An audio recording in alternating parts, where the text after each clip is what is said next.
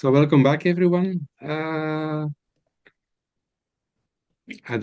think I do not need to introduce myself, but I'm Jan, one of the co-authors. And over the last 5 years, I came in touch with companies who were somehow different. They were different in the sense that their purpose, their way of working, their operational model, their business model was completely different from the organizations that are new. And well, together with Kashmir, about a year and a half, it's almost 2 years, I think, Kashmir.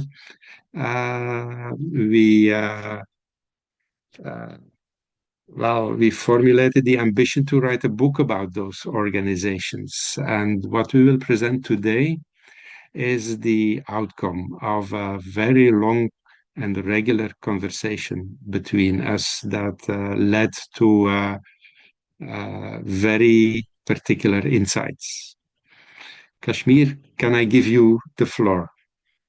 Thank you, Jan. So first of all, I'm going to thank Jan at the outset. He came to me, Jan, you came to me 2 years ago and said, Kashmir, I would like to write my next book, because he's already written a dozen, with you. And I was flattered. And I said, what is it about? And he said, well, let's explore that. And together we explored, and we arrived at the very quickly realized the thing that we both were passionate about was this shift that is underway. It's been underway for the last 20 years, but is not proceeding fast enough, from the industrial age to the regenerative age. And so we took that as our starting purpose. And then we sat down and said, what do we want to do in terms of providing not solutions and recipes and answers, but rather principles and tools and dimensions that people could then use to address that shift from the industrial to the regenerative age. And for me personally, the biggest motivation has been my children. That these young people in the millennials and the Y and Z generation are inheriting very toxic work organizations, very toxic society, and very toxic planet, and which many of them are angry about. Some are ignoring it, but some are very angry, but they don't seem to have a viable alternative. And it's grossly unfair for us to just leave it to them and say, great, we've used up the planet, now you figure it out. So for me personally, working with Jan has been a treasure and a treat to kind of ask ourselves, what would be the viable alternative to an industrial age? And at least get that conversation going. Jan, does the next please? Okay, so let me just quickly take you through really the structure of the book, and also is going to be the structure of our conversation today. One of the first things, on that question of offering a viable alternative, not solutions, and not that we decided very early that we were not going to write a textbook. I've actually gathered over the last 2 years 32 books about regenerative organizations. They're very good textbooks, some better than others, but they've what I noticed was that they're very prescriptive. They seem to have kind of figured out the answer. So we decided at the very get-go that we would actually, rather than have a textbook, is offer a series of memos. So I'll take you through in a minute what those memos consist of and how they become the basis of a playbook rather than a textbook. And then we're going to get into, so what is this shift from the industrial to the regenerative age? And then we'll get into actually sharing with you the principles that we've come up with, and would love to explore with you what you think of those principles, and whether you think what do those principles land for you. And then as part of this process, we've put together a overall model around really two things. One is, how does the regenerative age deal with not just the systems that need to change, but also the sense-making, the culture, the talent, the people, to the point where we can help build sense-making that will shape the systems, and the systems in turn shape the sense-making. Because we found that a lot of those solutions in those 32 books either focused on culture and people, or they fixed themselves on system changes, but not the relationship between the two. So we'll go through how those two dimensions work and why it's important that the two need to feed each other and shape each other. All of this is brought together in the model of a flywheel. A flywheel has traditionally been actually very much at the core of the industrial age. And so a flywheel is a very large wheel. It starts very slowly, but it creates its own momentum and grows faster and faster. And what we're going to uncover then at that part of the presentation is how we've used that not literally as a model, but as a metaphor for how flywheels occur in nature, where a seed, for example, starts and generates and regenerates. And we've all seen, when a newborn, when the cells multiply and multiply, and the process of regeneration grows faster and faster in our own existence. So we'll go through the flywheel and show how that metaphor, again, that is very present in nature, can be applied in the change process. We're then going to introduce the notion of transduction, because one of the things that we found was that and this is part of our own work, the immediate focus is on transformation. But when you look at nature, transformation is an outcome. And it's flower blooms or a fruit flourishes, but so the focus on transformation has become very key in the way that organizations manage. But when we looked at nature, we realized actually there is a transduction that occurs in nature that creates the transformation.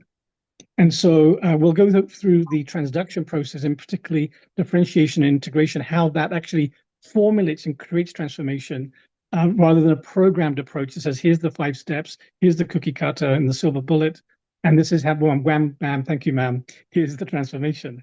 And then we're going to move into having presented the models and the thinking and the principles to getting into practical examples, and how these things have already been used. One of the things that very early on Jan and I agreed was we will only present in this book, through these memos, examples of things that have actually been proven, and not theoretically, but in practice in organizations. Some are in the whole organization, some are scattered in a part of an organization. So we're going to cover off some of those examples that we've been drawing from. And then we're going to move into the timing for the next steps of the book. And then the follow-up initiatives is what we are organizing for the post-launch. Because because this book is not about providing an endpoint, so we will then discuss how does this become the beginning of further conversations and development. Yeah. I'm sorry, and at the end, we're going to do, but the bulk of the time at the end will be Q&A. That's where I always find is the best time, when free-flowing exchange occurs and we can really get our fingers into the dirt, so to speak. So in terms of memos, so what we did is we took the 7 principles, which we'll explain in a minute, and we said, let's focus ourselves, because people don't have time, and particularly in a social media environment, and particularly with so much other time poverty and people rushing around. So we constrained ourselves, or actually shouldn't say constrained, we disciplined ourselves to writing just 4 memos per principle. And each of those memos then provide an introduction to that principle. What they do is they then provide ways of applying some of those techniques and tools, and then provide some examples of how that principle has been applied. And finally, a call to action to say, well, here's how you can begin. So we've took that approach, and it's form of a CEO sending memos out to his or her organization, asking, challenging. And so the whole book is written in the first person, and it's written in a very informal style, because it's so easy with this stuff to get caught up in platitudes and jargon. And so that's kind of the memos. So, and by the way, Kashmir, memos are used by lots of CEOs at this moment who come back from using PowerPoints, because memos push yourself to be, or push the readers to be reflective. Thank you for that. Yes, it's actually, when we start digging into this, I hadn't realized just how many of the major breakthroughs in the last 20, 30 years occurred through memos, because the memos are in a human conversation, a human dialogue. It's not a lecture, and it's not and a set of policies. It's actually a conversation that occurs. And so organizations have proven that where CEOs, and we'll demonstrate that in the book, in fact, where memos, and thank you for that reminder, Jan, that where CEOs have used memos, that has led to actually more profound change, because memos require a storyline. It requires things to be at a human level. And if you haven't thought through the change through at the human level, it's not going to work. Because most changes are create the change, and at the very last minute, you do an implementation with the people, as opposed to a dialogue process where the change is emergent. So that's the memos. Yeah. And so one of the things, as I mentioned, is we wanted to go and make sure that if we'd come up with ideas and thinking from our own experiences over the last 20, 30 years, that would be good. But what would be really great is to go validate and test where and how those ideas have been applied, and also to go out and find out who's doing the work, but not, and I will stress this, not to get best practices. Because if we get a best practice, the problem with best practices is you get one set of, again, a silver bullet or a set of recipes and solutions which don't necessarily translate into another organization. So what we did was we validated and tested the principles, which helped us really improve them. And then, and so what we provide in each of the books, each chapter has a memo that goes deep into various corporations that have already been applying regenerative thinking. Some of them are doing it completely, and the whole institution purpose, and but many, like for example, if you look at organizations like Whole Foods and Nestle, they have not embraced it fully. But what we found was they'd actually done in pockets of their organization great work, whereas there was a hybrid. They were destroying the planet on one side of their organization whilst doing regenerative thinking. So it was, for us, it was actually, let's at least pull the essence of that principle from those organizations. So these organizations are the ones that tell the stories about how the industrial age is now actually moving into a regenerative age. And so and then also allows people to go back and ask themselves, not are we planning something new, but what can we do to think of regeneration on our own terms?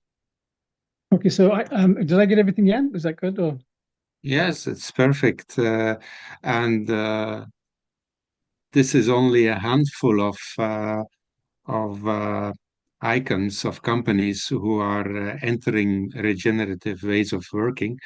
But the main message is that you find them in every industry and in different sizes, in big companies, in small companies. It's appearing worldwide. We have companies European, we have companies from South America, Africa, the Far East.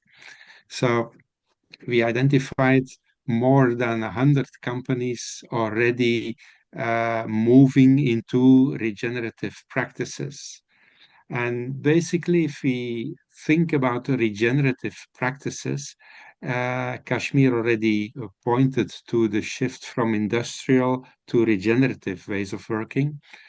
We consider industrial operating and business models as models that are extractive.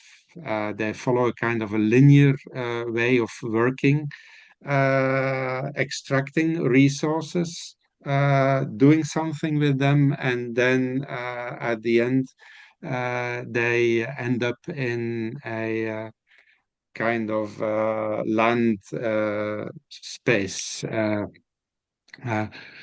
Many companies, and that's also due to the Sustainable Development Goals, are already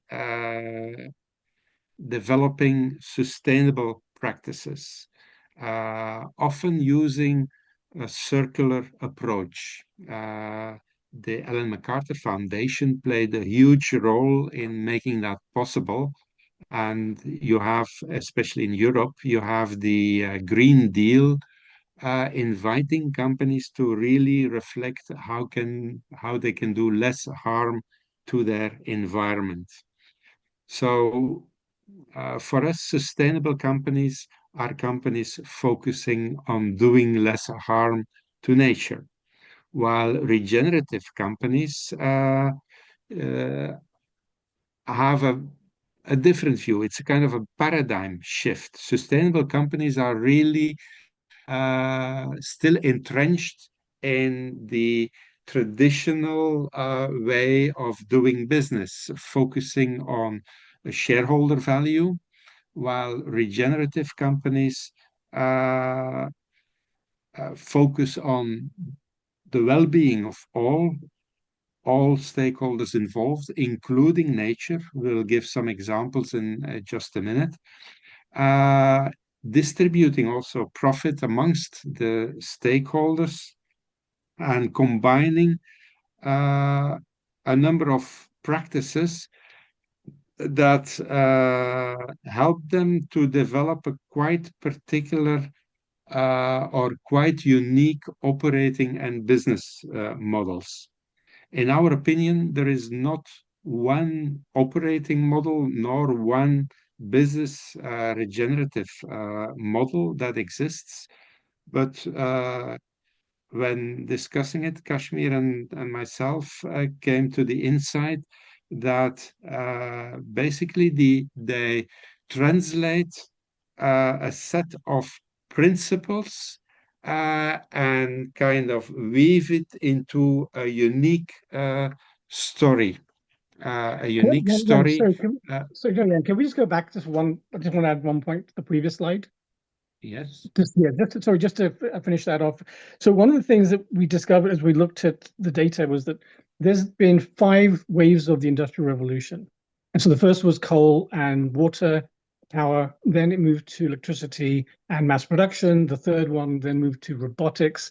And then the fourth one, and electronics and robotics. And the fourth one we've been involved, all of us have been experiencing, is the fourth industrial age of the shift to artificial intelligence and the digital economy.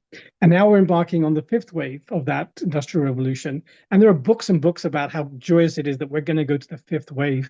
And something that Jan and I kind of looked at said, wait a minute, there's these 5 waves are interesting because they've each resulted in the most enormous improvements in health and well-being and welfare of the planet. So no question, each of those industrial shifts of the industrial age have been really critical. But alongside that, wealth and health creation has become the toxicity. So each of those shifts have resulted in human beings becoming more poisoned and the planet becoming more poisoned. And so what we found was that there's 2 very underlying causes here. When you look at what is the industrial age and what is it different from the regenerative? In the industrial age, 2 things are very prominent. Can you put your mic a bit closer because we do not hear you? Oh, okay. I'll speak a bit louder. Thank you. Thank you for that correction. So what we found was that there's 2 underlying facets of the industrial age that make it very clear why it's different from the regenerative. And the first is they use human beings as resources to be acquired, to be used, to be shaped, and then eventually discarded. And so we use the word human resources without thinking because it's part of our upbringing, but it doesn't make any sense. Humans are not resources to be used and thrown away at the end of the usage cycle. And the second is nature. So we have departments of natural resources, and we talk about natural resources again as if it's something that's normal. Well, it's not normal. Natural resources. When we think that way, suddenly then what we find is then that's why those industrial waves result in more toxic destruction of human life, health, and the planet. And the other thing we noticed was the increase in toxicity is exponential in each wave. So when we went from the electronics and robotics age to the digital age, and now the age of artificial intelligence, the amount of toxic, both societally and environmentally, has been exponential. And as we're looking at the 5th wave of the industrial age, it's going to happen again. So what we're trying to challenge is we can't keep trying to make the industrial age work. We need a viable alternative, and that's where a regenerative age which does not treat the human beings and the planet as resources. And then just finally going back to that quantum mind shift that Jan just mentioned, is that from sustainable, where you're trying to just make the industrial system more palatable and healthy, or palatable and useful, the regenerative is a complete shift in principles and thinking. Okay, Jan, thank you. Yeah. And what also came to the forefront in comparing industrial, sustainable, and regenerative organizations is that industrial and sustainable organizations kind of categorize problems and then develop campaigns to solve them. For example, if a company has problems with their employees, it is labeled as an engagement problem, where you can do an engagement building campaign, or the organization is experienced as not agile enough, and so you do agile campaigns. Regenerative companies do something different. They have guiding thought processes. They use principles. And the book is mainly an invitation for everybody to make principles their quest. And Kashmir developed this beautiful flower as a symbol of the five principles. And the seven principles are derived from listening to what that younger generation of entrepreneurs think when they are developing new business and when they are scaling up. In the center, you see the principle of reciprocal empathy. And that is based on their experience that they care about the planet, they care about the community they live in. And from a regenerative leadership principle, this means that they start to treat nature, organizations, and people with the same compassion and with the same consideration that we offer our fellow human beings. They value a mutually beneficial relationship with the environment. And the question that is behind it, and every principle kind of raises a unique set of questions. The main question in reciprocal empathy is the question of how can we build as a company, as a team, as individual, a deeper connection with all stakeholders, including nature. The second principle at the left, ecosystems integrity, is that they do not pay lip service to ecological and social responsibility, but that they see everything around them as an interconnected system where vitality, adaptability, equilibrium within and beyond the boundaries is essential. It raises the question how they start. It raises a question how they can draw from the creative energy that is in the systemic connections between different stakeholders. And they are kind of driven by the question how they can use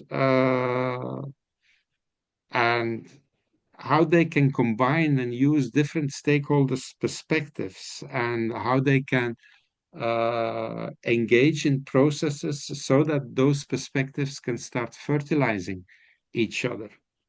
Co-creation at the right follows from or is woven in with the two previous principles.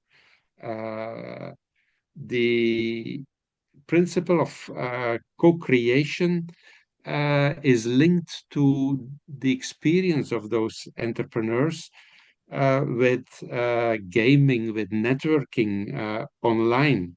They compete, they collaborate, and they celebrate at the same time.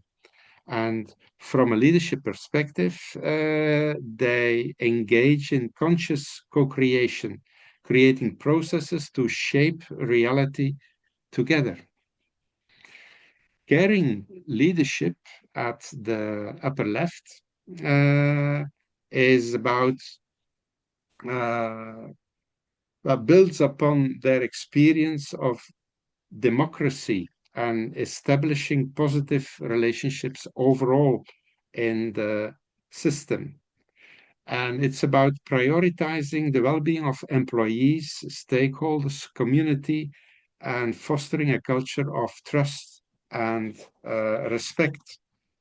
The key question that goes along with the principle of caring leadership is how they can create a trust, a type of listening where everybody experiences being valued for the contribution that he or she does.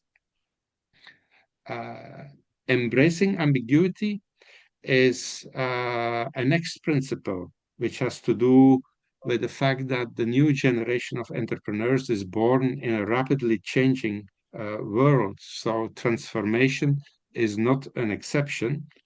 Complexity, uncertainty, pluralism, diversity is in the middle of their experiences. And from that experience follows the principle to embrace, acknowledge, accept, and leverage all the complexities inherent in the situations that they work in. A key question related to embracing ambiguities is about the conversation design that enables to share different perspectives and the metrics that allow and generate feedback processes to achieve more comprehensive decision making. Perpetual design, the left under, is the sixth principle, which has to do with the fact that many of those entrepreneurs are part of distributed networks and are kind of functioning in a polycentric governance way. I will come back to that in just a minute. But the essence of the principle of perpetual design is that organizational design is something that is continuously going on. You could say that it's remarkable that structures in regenerative companies do not last for more than 1 or 2 years. They are continuously evolving. Critical reflexivity is a last principle, and critical reflexivity is to be distinguished from reflection. In reflexivity, there is a component of thinking or becoming aware how you think and how you come about with your opinions, with your arguments, and how they influence how conversations are organized in companies. It's about self-awareness, it's about introspection and questioning the ways of knowing, challenging own assumptions, beliefs, and biases.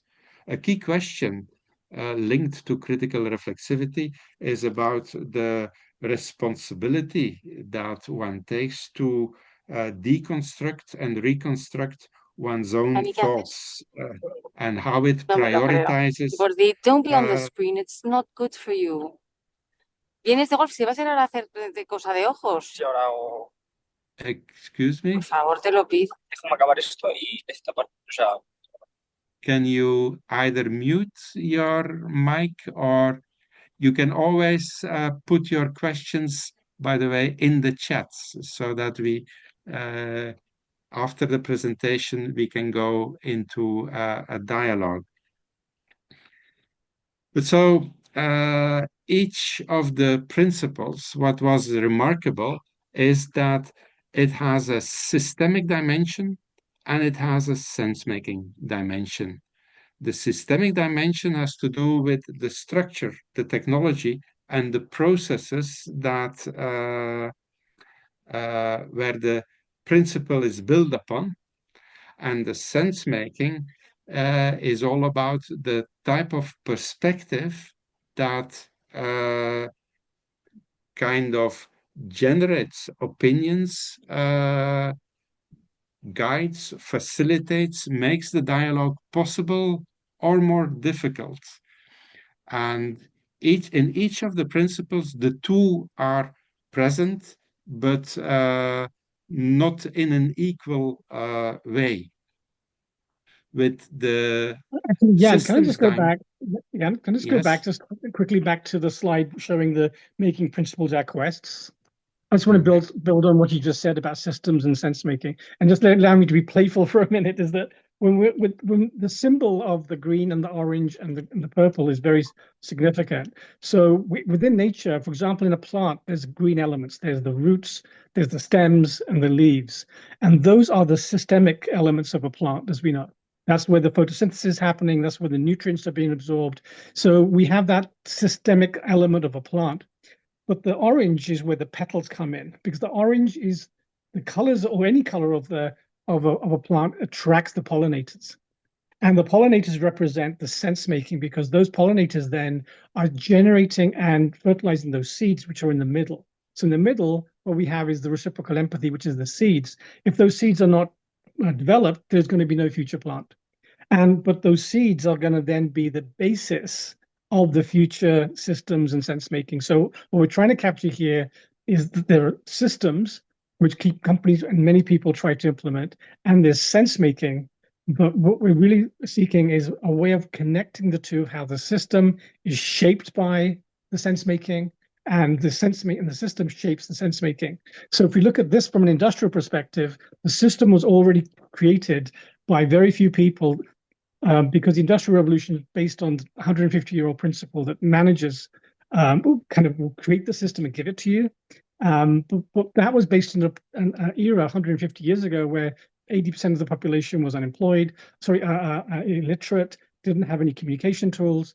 So today we have regenerative companies which are making that system transparent and making clear how the system is affecting the sense making, which allows then the organization in all levels to then consider how they want to shape the system.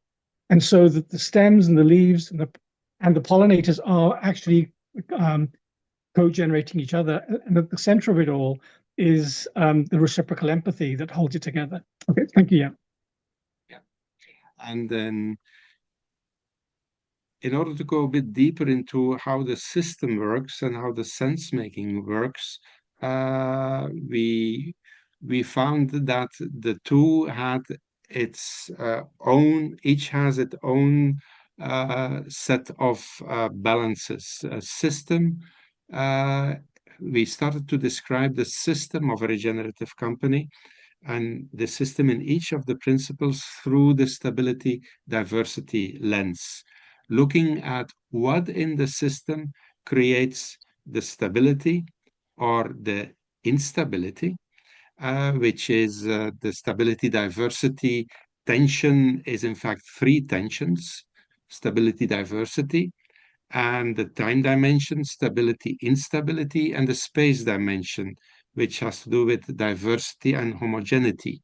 The thinking behind it is that every system is built for efficiency, is built for predictability, for scaling up. But we know from experience that stability is not guaranteed. The environment changes a lot, and especially in industrial companies, there are a lot of exteriorities, things that are not taken into account, but that influence the system hugely. Whether it will be, whether it are regulations, the political environment, the political environment externally, but also internally in the company. And it makes sense to ask a number of key questions in order to understand that how the system works. The sense-making part has to do with one's, or is embedded in one's maturity and in one's breadth and depth of thinking. And basically, it's about the autonomy and cohesion dimension.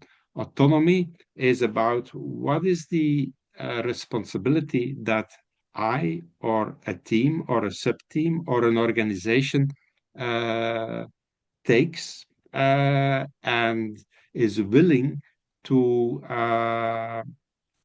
approach tension in a constructive way. And that is in tension with dependence, with compliance, following rules, following expert advices, and so on. We see that regenerative companies develop a different type of autonomy compared with industrial organized companies. The cognitive part of the autonomy cohesion dimension has to do with the breadth and depth of thinking. And that is about what is it that is in my field of attention? How broad am I thinking? How much connections do I make? And what am I taking into account to create the cohesion necessary? Would you like to add something, Kashmir? No, I think that was great. Thank you very much for that elucidation. Yeah. So to make a concrete example, and it's one of the many examples that we dive into the book, that's the example of Airbnb. I presume everybody knows Airbnb. It's a sharing economy platform that, unlike Airbnb, Airbnb enables, it's a kind of a booking platform, a short-term rental marketplace, but it has a cooperative structure. As a platform, it, like Airbnb, enables digital search, enables discovery, booking, host verification, liability oversight for tourists, and it has, as Airbnb, simple user interfaces and comparable pricing.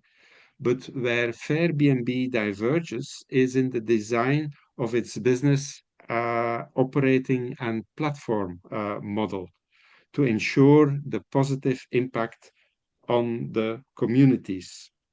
And it does that by recirculating the economic resources locally to promote and to fund local projects and initiatives with every booking.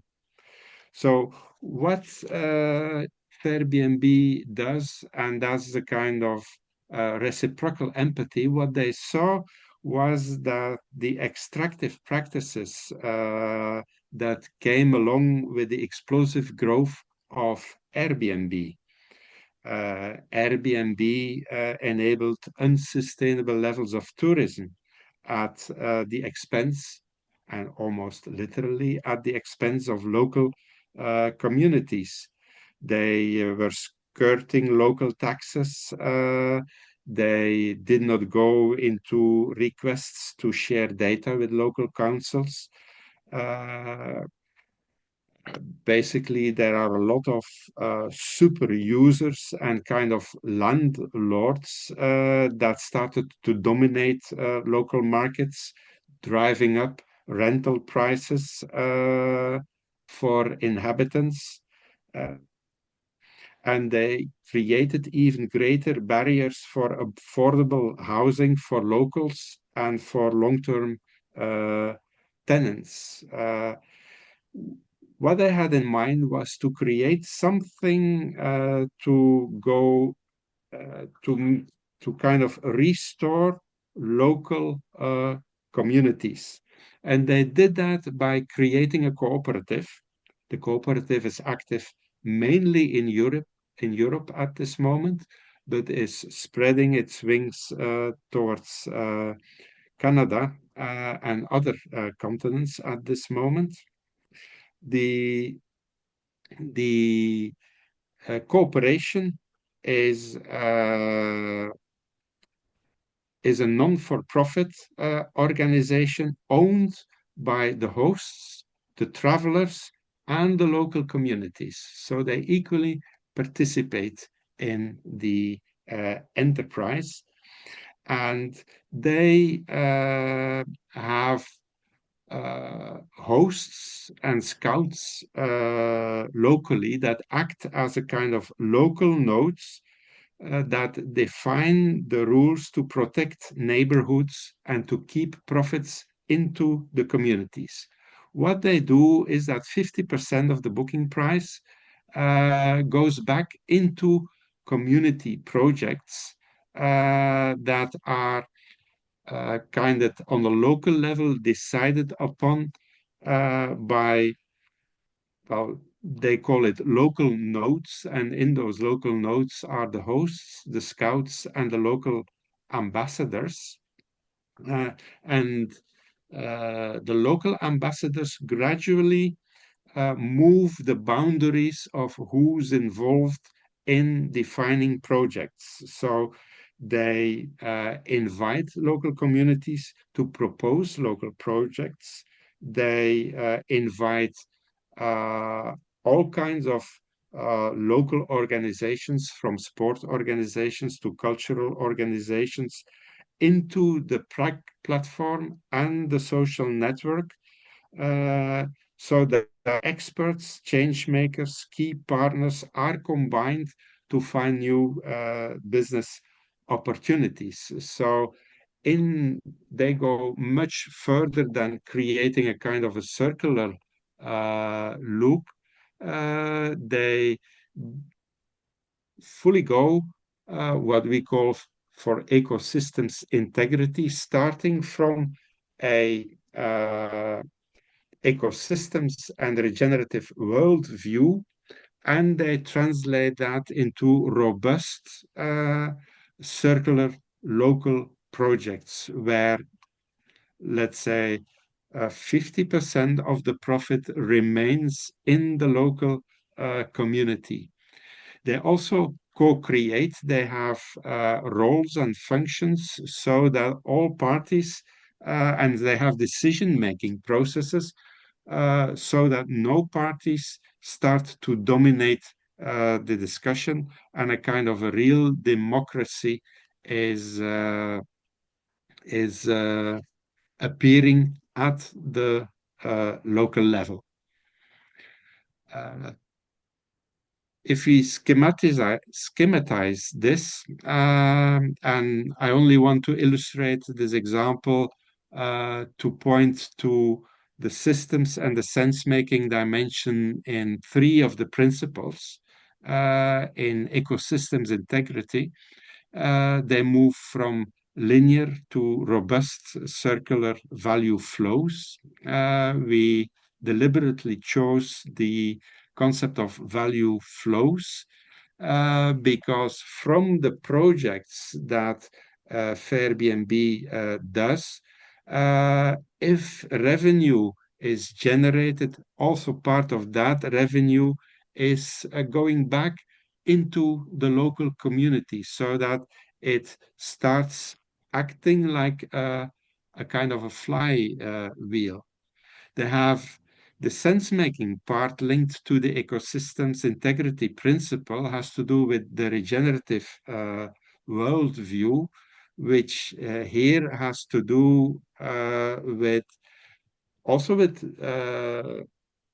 the not only the well-being of the whole, but with really the view of enabling all stakeholders present, from cultural associations to sports organizations to nature organizations, weave those views into one another. Reciprocal empathy is the systems part of reciprocal empathy, has to do with how gradually the boundaries of the system are redefined, inviting new parties to participate and letting those boundaries evolve during the projects each time, from a sense making where doing good for the whole is the central focus. Co-creation is the systemic part of co-creation, are engagement platforms. In Airbnb, that's digitally supported, where ideas can be not only shared, but also discussed. The sense-making part linked to co-creation is about how to create collaborative intelligence. And collaborative intelligence for us is defined by the epistemic glue. So the is defined by how the different perspectives are getting united through a kind of a common ground. In the systems, in each of the three systems, you have a process of stability, diversity in redefining boundaries. For example, in the case of Airbnb, not everyone locally can just participate in everything. The scouts and the ambassadors clearly look for how the boundaries can be defined in such a way that the right stakeholders are present in each of the sub-projects. So one of their roles is to say, well, for the time being, you cannot be part of this project, but your project can be part of a larger other project. So there is a clear systems dimension of redefining boundaries to enable the value creation to take place. I only highlighted 3 of the 7 principles. We started to see the difference between companies that are regenerative by design. I will come back to the House of Hackney in just a moment, which is an example of a company that is regenerative by design, and companies that really move from an industrial logic to a regenerative logic. In the first type of companies, what is fascinating is that all 7 principles kind of mutually reinforce each other and give rise to a relatively unique operating and business model, while in companies making the transition from industrial to regenerative over sustainability practices, they gradually start to combine more and more principles. So they do not start with every principle. They carefully reflect upon what they can do, taking into account the history, the culture, the operating and business model that is at a certain moment in practice. But in each of the two types of regenerative companies, by design or by growth, what you see is a balancing of ecosystemic and societal outcomes with company and employee outcomes. And a humane company for us is by definition also a regenerative company. How the 7 principles and how the system and sense-making dimension gets combined shapes the type of agency and the type of outcomes that will be generated by the company. And let me illustrate that with an example of the House of Hackney. The House of Hackney is it's a British company, founded about 12 years ago, and I had the honor of having several conversations with Frida Grumley, one of the co-CEOs. It's the House of Hackney is a luxury interiors label.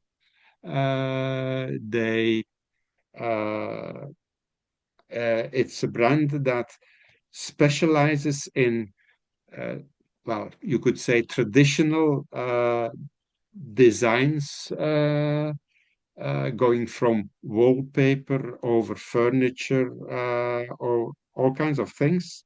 But they reinvent those traditional designs. Frida Grumley and her husband wanted to bring nature into their homes, and they did not find an interior brand that enabled them to bring nature in their home. And they started to take nature as a source of inspiration for all their designs. Both founders did not have a background in regenerative companies. They had an idea. They both came from hierarchical companies only pursuing shareholder value. And they said, well, it must be possible to do something differently. And they wanted to create value for all, for the employees, for the communities, for their suppliers, and of course, for nature. And instead of pursuing stakeholder value, they wanted a value creation balance for all stakeholders. And so their first question was, how could we use creativity to serve all stakeholders?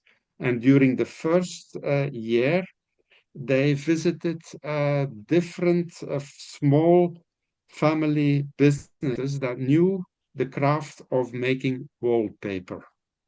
They built rapports with them and looked for like-mindedness in the creative vision.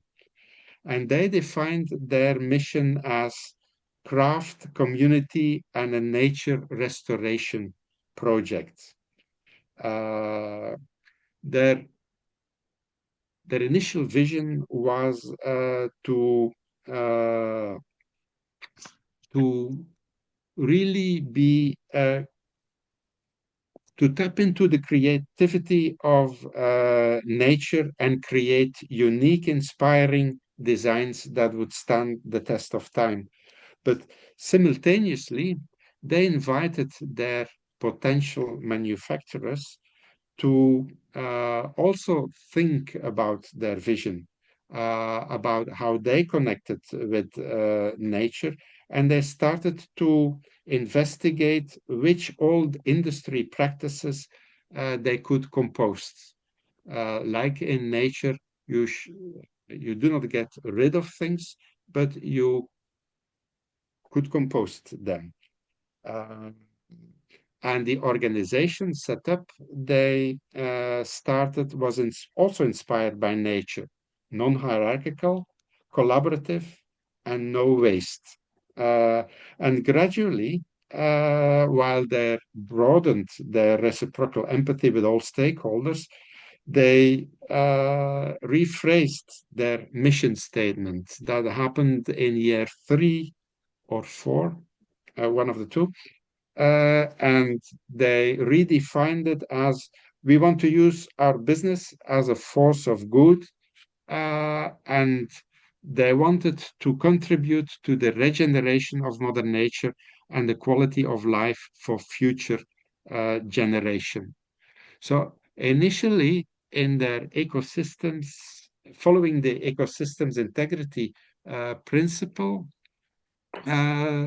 they were really looking deliberately in how they could tap into the creative energy that happened at the interfaces between different stakeholders. For example, when they do meetings with their suppliers, they gradually, and that's they gradually broaden the boundaries of who's invited. They not only invite suppliers, but also their suppliers, the paint manufacturers, the paper manufacturers, the chemical industry, and so on. The ecosystemic integrity point of view was about how they could create circular value flows. One of the questions that drove them was, how can we achieve the transition to 100% circular value flows? And by that they meant, how can we start making wallpaper without the pulp of trees? Because by the start, they had invested in a nature project so that they would not take more trees from nature than they gave back to nature. But at the end, very quickly, they became conscious that, well, that was only a sustainable solution, but not a regenerative solution. And so they started to reflect upon the diversity of stakeholders that they needed to bring to the table to make that possible. The regenerative worldview was all about how can we go deeper into how can we deeper share our regenerative worldview and really take a stance in the different networks that we operate in, not only the supplier networks, also the manufacturing networks, the business networks, the community networks. And so they started defining operating models in each of those networks. Embracing ambiguity, I will only highlight 3 of the principles. You can find the full case study in the book, but in embracing ambiguity, the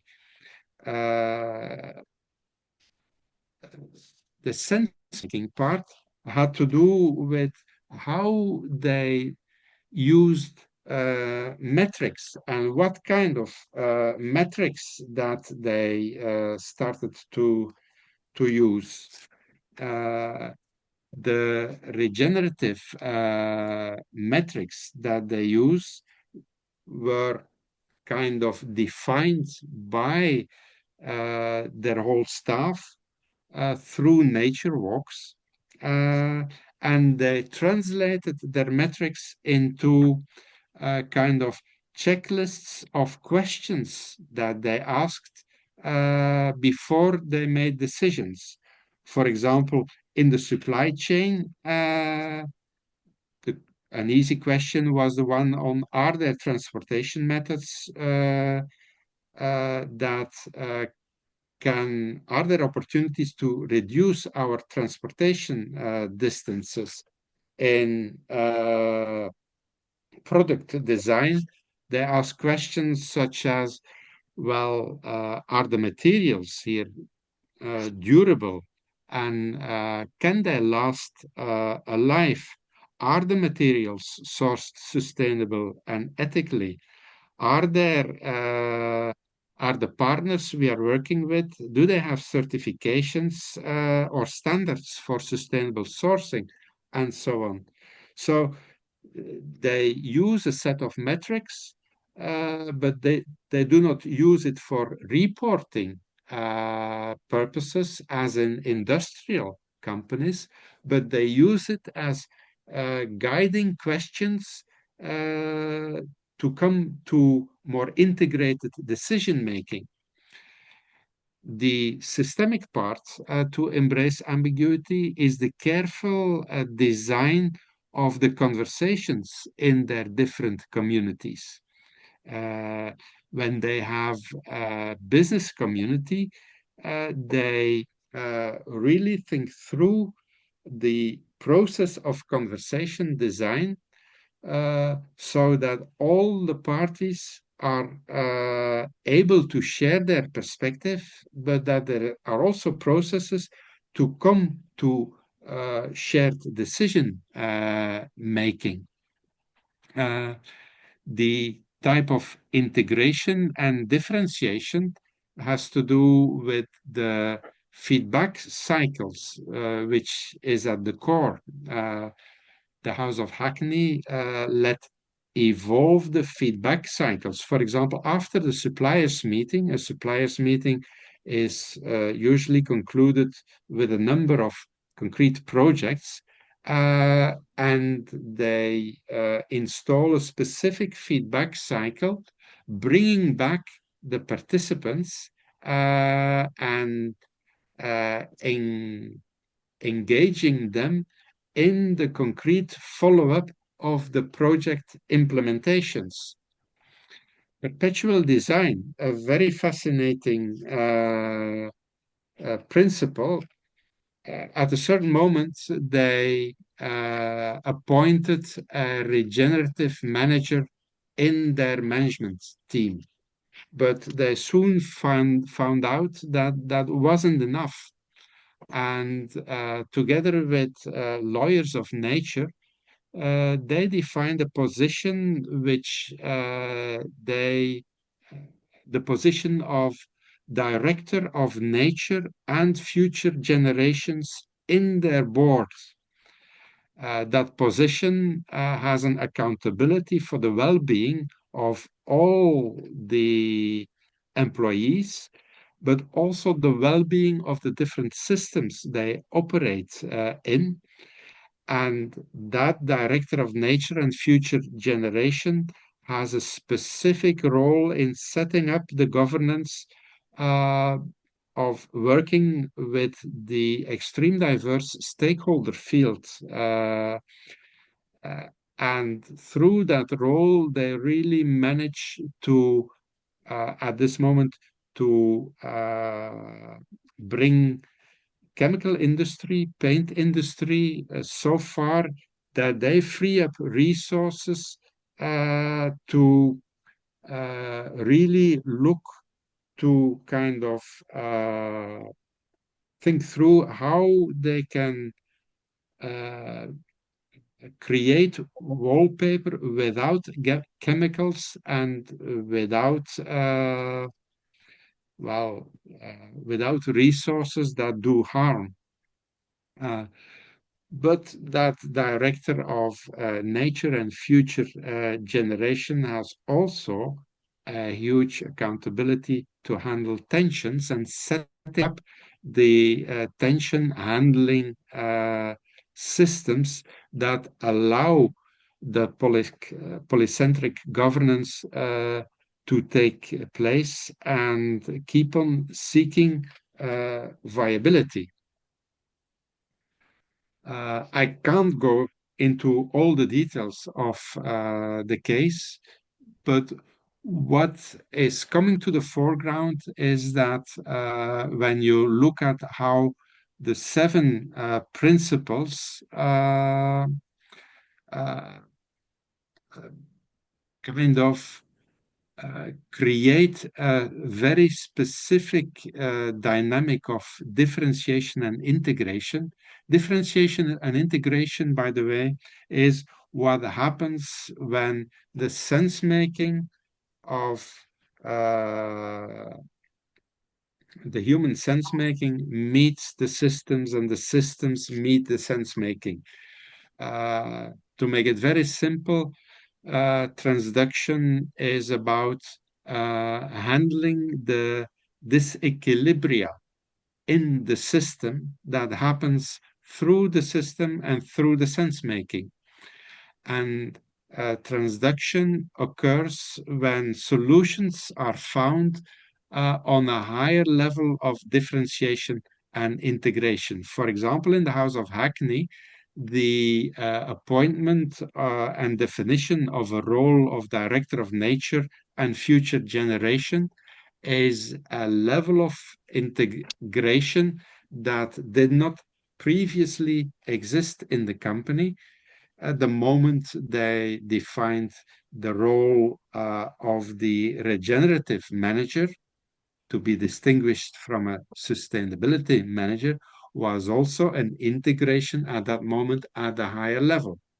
And transduction, and that's the invitation we formulate in the book, is about looking for the agency that leads to higher levels of differentiation and integration, which is kind of the simultaneous happening of 7 key processes: one of resonance, one of making use of edge effect abundance, the process of assimilation and adaptation, of being present, of feedback cycles, of seeking viability, of deconstruction and reconstruction of thoughts.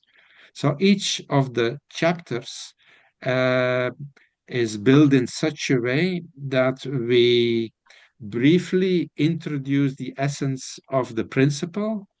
We then introduce the systemic dimension aligned with that principle, then the sense-making dimension, which is about the autonomy and cohesion, and the 4th memo in each chapter is about what happens when sense-making and systems meet. What type of agency can you expect, and how can you better understand what happens in the moment? What kind of differentiation and integration happens in the moment that allows a company to move towards a regenerative company? And Kashmir, can I invite you to Okay, thank you. So I'm just going to do a quick time elaborate? check. Yeah, thank you, Jan, for that. Thank you so much. I'm going to actually go through this more rapidly because I want to make sure we have enough time.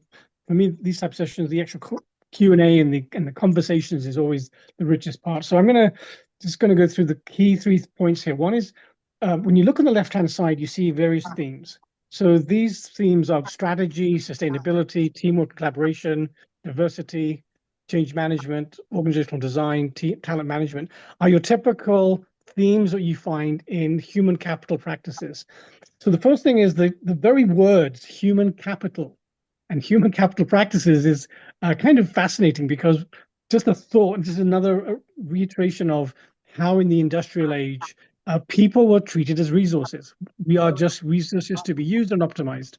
And so our question was not to, hey, why do we abandon and come up with a brand new world? But rather, how can we be where people are? So, for example, in terms of strategy, we know that the industrial human capital approach to strategy is all about exploiting available resources and optimization and being competitive. So then the question is, how do we move strategy to a regenerative approach where it's about being there. Sorry, somebody got the. I'm sorry, everybody put on mute. I think I'm hearing a lot of feedback. Sorry. So the shift in strategy is to a regenerative approach where you're concerned about the whole. And then sustainability is a good example. We typically think of sustainability as doing a good thing. And yet the reality is that 85% of everything we put in our recycle bin will end up in a landfill or at the bottom of the ocean. The reality is that 0.5% of the air that we breathe is microplastics. And within 10 to 15 years, there will be more plastic in the oceans than fish. And that's with all the sustainability initiatives full of whack. So going where they are. So the question then is sustainability in a human capital industrial basis is a laying on top of an existing mechanical machine and trying to make it feel better. And so the question then is, how do you move from sustainability to a regenerative approach? And so rather than just minimizing harm, lowering the emissions, reducing carbon footprints and damage, which is a very reactive approach, in a regenerative approach, it's more proactive. It's about restoring and renewing and enhancing the ecosystem and our social systems. And it's taking a holistic approach. And so the same applies to teamwork and collaboration. The existing industrial human capital approach is to layer programs and practices, campaigns, almost like campaigns to improve how people feel about being in an industrial system. Whereas a regenerative approach is about designing the entire organization for co-creation, as is in nature. The same with diversity, equity, and inclusion. There's been a backlash because it became just layering programs and campaigns and events and programs on top of an existing industrial system. Whereas within regenerative organization, it's beyond diversity. It's about caring leadership. It's about calling it what it is, and leaders actually caring about human beings and the planet, which is measurable. Again, in terms of the change management, in the human capital industrial system, change management was about managing change, moving people from A to B. And that's a very industrial approach. Whereas in a regenerative approach, it's not about change management, it's about embracing ambiguity. It's about how do you lean into ambiguity and allow it to inform you rather than try to control change. How do you become a change maker by making the organization absorb and grow out of ambiguity? Instead of trying to just reduce the ambiguity and overcome it, which again is in nature. We see that, again, I won't get into detail now, but in nature you see that over and over again where new life comes out of the ambiguous and the chaotic. In organizational design, in a traditional approach, it's all about stacking up your levels, getting your right functions, getting your value streams figured out. And so accountability is designed around specialization and competencies. And it's about efficiency of making that machine work. Whereas in a regenerative approach, it's really the organizational redesign. If you think about our human bodies and how every cell and organ and system in our body is regenerating as we speak. So in a regenerative approach, it's about making organizational design part of everybody's job, because that's the reality of it. And then enabling the organization through perpetual design to actually become more of a conscious organization that's regenerating itself, as opposed to a top-down, here's the new structure, you're going to be fired, you're going to be hired. And finally, in terms of talent management, the traditional human capital, industrial approach to talent management is again about using people like resources, going into markets, doing what they call war for talent, attracting people, using them for their purposes, developing for their own purposes, and when they finish with them, putting them to pasture and removing them. So the whole focus is to shift in regenerative from a talent management to talent regeneration. And what that requires is critical reflexivity. In other words, it requires us to rethink, how do we help everybody in the organization to think about their own development and how they develop through each other, which is a new capability that these regenerative organizations are demonstrating, but you don't see it, and you see it in nature, but not in a traditional industrial approach. So I'm going to end with that. I know I rushed that a little bit quickly, but the general bottom line is that we're really focusing on how to take those existing ways of thinking and create a more regenerative approach to those themes. So over to you, Jan. Yeah. Well, Baby. we had the opportunity to guide some companies in transition, and the basic model that we use, or the basic insight, is that in each moment of intervention, we have understanding, implementation, and co-creation. So in guiding the transition, you cannot work in a linear way, but each of the moments are present in every intervention that you take, from the first meeting with the company to working with different stakeholders in a company. The timing for the book is that we will now have a period of reviews, but you would do us a big favor if you can provide us feedback on this presentation through email. Most of you know either me or Kashmir, so share your feedback with the person that you know, that you're familiar with. We want to incorporate the feedback in finalizing the manuscript, and we aim for publication at the latest by the end of January next year. And each of you will receive an email when the book is available on Amazon. So it will be available in Kindle format and in print through Amazon. And Kashmir? Yeah, so this is now looking forward to, once we've got the book published and launched, and often there's a kind of flurry to get something launched, but then it kind of peters away. What we're going to be providing is 4 levels of follow-up support following the publishing of the book. The very first top level is 2 3.5 hour digital introductory interactive workshops where publicly people can come together and have conversations about these topics and picking specific elements. Then the next level is actually having reading circles, which is having 3 1.5 hour sessions where a cohort or a group start to look across these principles and start examining their worldview and what's happening in their organizations and in their life. And then the third level is where we start to take those memos and ask organizations and leaders, what is the 5th memo? So we've written 4 memos for each of those principles, but the ultimate aim of this is to sit with leaders and ask them, well, where's your memo? Like, where's your story? Where is your conversation in your language, in your rhythms, in your harmony? And so we'll be playing the role of facilitating of those writing of those memos by the clients themselves, because we ultimately feel once they start writing for themselves, that's the only place that you know that they're going to have ownership over it. And then finally, that the 5th memo writing we're hoping will then lead to organizations asking, hey, how do we implement the whole system as a whole, whether we're transitioning from an existing industrial to regenerative, or we're going to be designing a startup or a new organization. So those are the 4 stages of follow-up following the launch of the book, because our view is it's a playbook.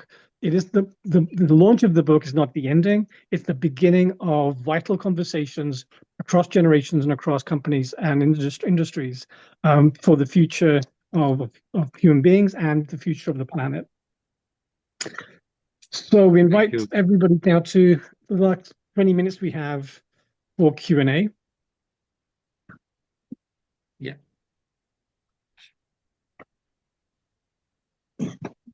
So I can imagine that there are at least a number of questions.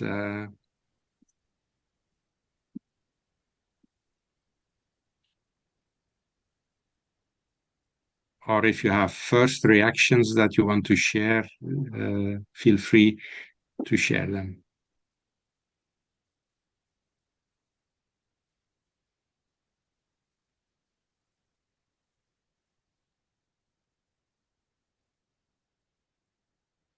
Jan?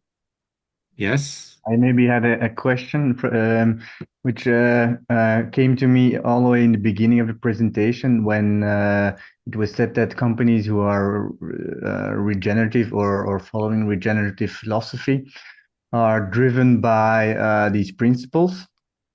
And I was just wondering how does this idea of these principles differ from, for example, values that companies define for themselves and then supposedly use to guide themselves through their way of working, or is it similar? Well, for us, the principles have a specific sense-making component and a systems component. So when companies traditionally work with values or purpose, they either address the systems point of view or the sense-making point of view. And they translate it into often a campaign. Values are another category which needs to be handled. What we offer is a thought system that enables companies to make up their own mind. Yeah. Sebastian?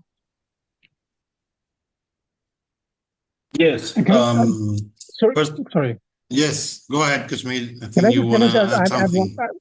sorry, just add one more other comment to that. It was a really good question. Thank you. Organizations who have these values and have them on the wall are really presenting a recipe. And as Jan says, that's followed by a campaign, and it's a feel-good exercise to make the industrial system feel human. And they don't work. And they don't work because they're just imposing or laying a nice human skin on top of the machine. Principles are different from values in the sense that principles are about development of capacity and developing people's ability to hold tough conversations and engage with each other. And so we're differentiating from values in that sense. Sorry, go ahead. Thank you, Kashmir. Sebastian. Thank you. I found this model very interesting, and I'm been studying the Amazon model. They talk about culture, mechanisms, governance, organization, and architecture. Is more a technological model, but at the end, it's more like an organizational model to prepare your organization for innovation. But again, I think it's interesting on your experience. You mentioned that companies that are in the transition start with some principles gradually. So which would be the best principle to start with on your point of view or on your experience? Well, I expected that question, and thank you for that question. I cannot answer it because there is no one principle to start with. I had the opportunity to facilitate a 1-week program on regenerative companies with Azucena Gorbaran, which you know probably. And there were 22 participants from 4 continents present. And what came up, the dialogue was a very strong belief that in many companies you cannot start with purpose, which was very fascinating because if I would answer that question, I would say, well, why wouldn't you start with purpose? Because that's the source of everything. And we put it in the middle of the flower. But it will depend on where the company is that you work with. It will depend on the specific process you can develop, dialogical process you can develop with that company, and in that dialogical process, sense which kind of stability, diversity, tension comes most to the surface, and what kind of autonomy, cohesion they are able to grab at that moment. So you will need to work with what is. I don't know, Kashmir, if you want to add something. I just want to agree profoundly. I think it's always best to start where people are at and listen to them and hear them and sense and let them pick. Because the way that Jan and I put this together into a playbook is every one of those principles feed into each other, and underlying it, this focus on the more important question, I think, would be not so which principle you start with, but really the laying the foundation of the relationship of system and sense making. And if they could start to understand those relationships of those two things, then the journey is going to be different for every single organization based on where they are and where they need to be. But we follow, yeah. So that's, I'm just agreeing with you violently. Yeah. Mm-hmm. Thank you very much.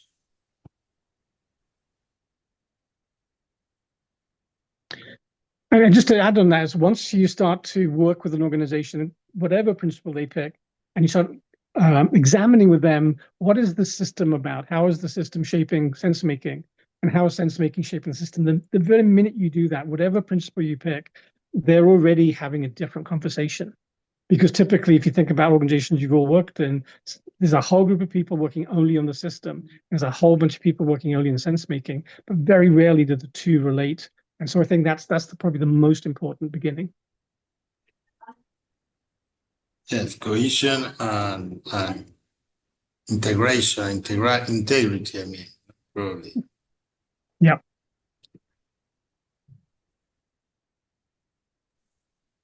Thank you.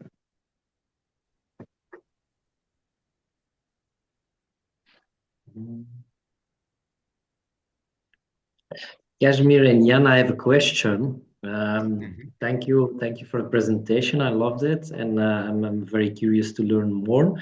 But I have a situation in a family-owned company, and so the two sisters, they're now the owners, but the dad, the older dad, 75 years old, he's totally not into regeneration. So the two sisters, they're now leading the company, but they're held back by the dad. It's an old family system, and he's very linear thinking. What would you suggest to and I think in other organizations I encounter this as well. Sometimes the industrial way of thinking is really strong, and it's even hard to introduce some sort of principle. So what would be there a good step to break up such dominance? Mm-hmm. Well, that's a good question. What comes to mind is what are the sisters struggling with?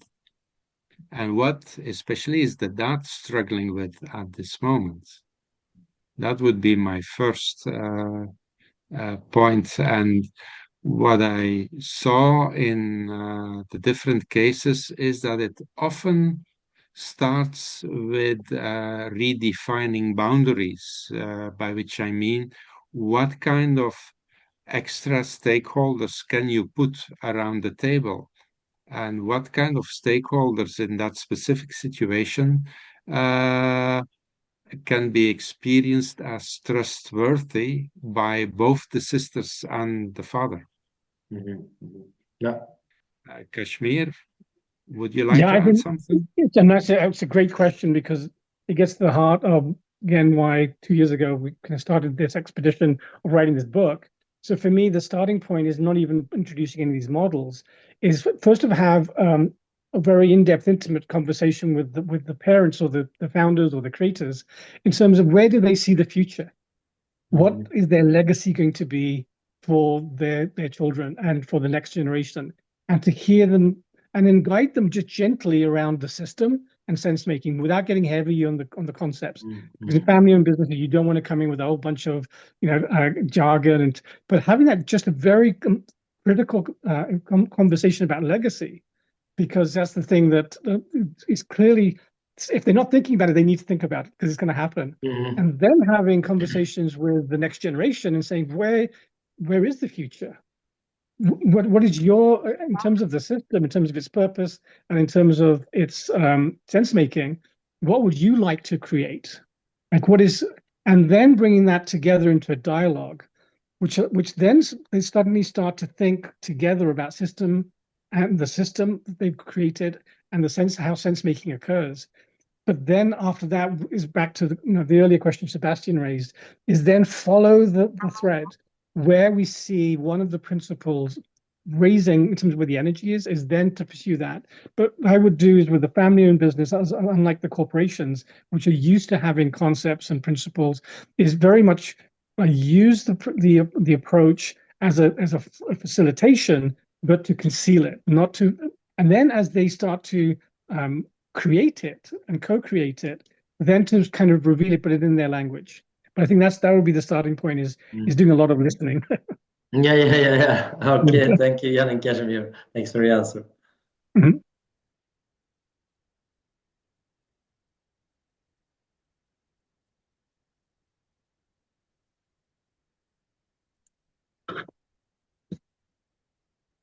I ask a question to you as a public after having listened to the introduction.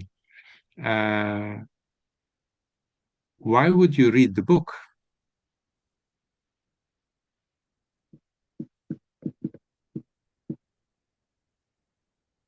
What kind of message resonated most in the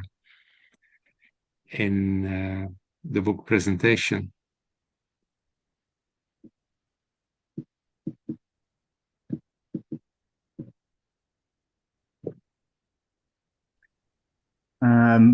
For me, it was the idea of doing better for, let's say, the whole, and not only focus on the shareholder, which is an ugly word, of course, but on shareholder value, but that creating circular value is indeed something that really draws me in this whole topic.